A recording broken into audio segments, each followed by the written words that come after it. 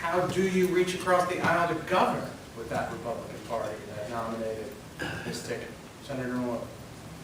Your question is, how do we reach across to the current governor? No, how do we reach, given the party that nominated this extreme ticket and what that stands for, how do you reach across the aisle to work with Republicans who nominate such an extreme ticket?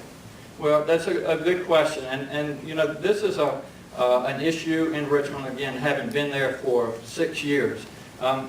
Democrats, and there are great ones in here, and thanks to all those that represent you, we have values and principles that we believe in. So we fight hard day in and day out. Unfortunately, when it comes to certain things like the ultrasound bill or the trap laws, it's hard to reason with these people. I might as well be talking to this tree over to my right. But at the end of the day, I will tell you that in order to move forward, for example, the transportation package, that wouldn't have happened. That's $1.3 billion. That wouldn't have happened unless we had been able to sit down at the table, realize that we have a tremendous challenge in the Commonwealth, and work together to get it done. So I can just tell you, and I'm sure Anisha's the same way, that we believe in our principles, but we're also open-minded to other ideas. And so if the other side of the aisle has a good idea, I'll listen to it. That's my reputation. That doesn't mean I'll necessarily agree with it, but as best we can, you know, whether our health care issues or the importance of pre-K or the need for measures to decrease gun violence, we need to continue to communicate with our fellow legislators, sit down at the table, and the tree aside, as best we can, try to educate them on what are the best things to move Virginia in a forward direction. So that's the way you work with those folks. Thank you. When Governor Kane invited me to serve as Secretary of Technology, I didn't really know pretty much anyone in the legislature. My first decision was to visit on every door I could.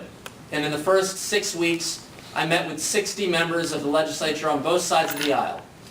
And what I learned was that the surface level hyperbole and what seems to be that which you read in the newspapers wasn't reflected in some of their core values and the area of common ground. I met a champion for homeschoolers who wanted to find common ground to use open education resources to bring down costs and improve quality. I found an engineer who wanted to find ways that we could connect rural parts of the state to mobile broadband.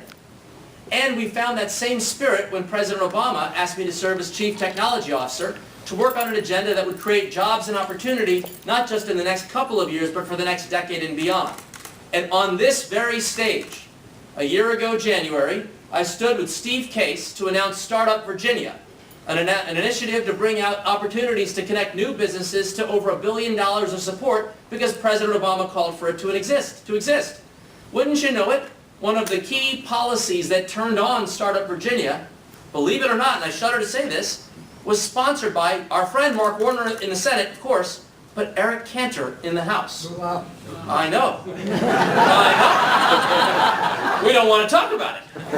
But the good news is he supported President Obama's vision for opening up access to capital to create opportunity for everyone in our society to create opportunities and jobs. So there is a chance under the surface to build common ground and to advance our values, I believe, in Richmond. Thank you.